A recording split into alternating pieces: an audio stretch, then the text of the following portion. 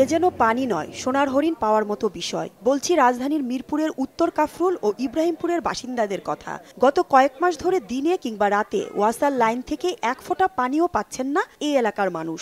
তাই ওয়াসার গাড়ি থেকে পানি কিনে কিংবা দূর দূরান্ত থেকে পানি সংগ্রহ করে কোনো রকমে দিন পার করছেন এই এলাকার মানুষ। প্রায় 4 মাস ধরে নিয়মিত ঘরে ঘরে পানির অভাব, পানি কিনে কিনে খাওয়া হচ্ছে, তাও সাপ্লাই দিতে পারছে না। এত এই পুরো এলাকাতেই উত্তর কাফরুল ইব্রাহিমপুর আশেপাশে সব এলাকায় পানি নেই। পানি টানিয়ে আনছি, দুহার দ্বারা অসুস্থ হয়ে গেছি পানি টানতে টানতে।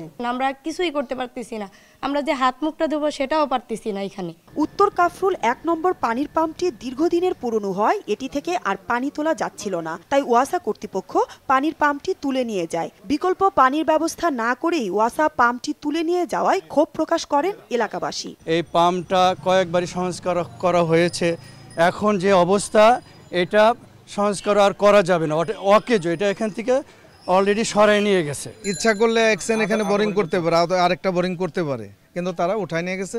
মূল কথা হলো আমাদের জায়গা দিতে বলতেছে, জায়গা দিতে আমরা ব্যবস্থা করতে পারি। যার পানি নাই সে বুঝে যে পানির কি কষ্টটা। হ্যাঁ, ইভেন বাচ্চারা বাথরুমে যাওয়ার জন্য যে পানি, সেই পানিটুকু পর্যন্ত পাচ্ছে না। পাম্পটা নষ্ট হয়ে গেছে, এরা তো জানতোই যে পাম্পটা নষ্ট হয়ে যাচ্ছে, তাহলে পাম্পটা নষ্ট হয়ে গেলে পাম্পের একটা বিকল্প তো অবশ্যই করা উচিত ছিল।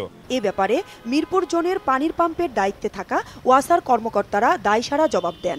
একটা পাম্প করার জন্য নতুন জায়গা আছে, এখন জায়গা দেয় তাহলে সেক্ষেত্রে সেখানে পাম্প হবে না, কারণ ওখানে অনেকটা পাম্প হয়ে গেছে। আপনি তো কাফরুল জোনের যে এই জোনটা সহকারী প্রকৌশলী হিসেবে আপনি ওই জায়গাটা, হ্যাঁ, মানে আপনারা যে পাম্পটা তুলে নিয়ে এসেছেন, না আমি আসলে এই বিষয়ে কথা বলতে চাচ্ছি না।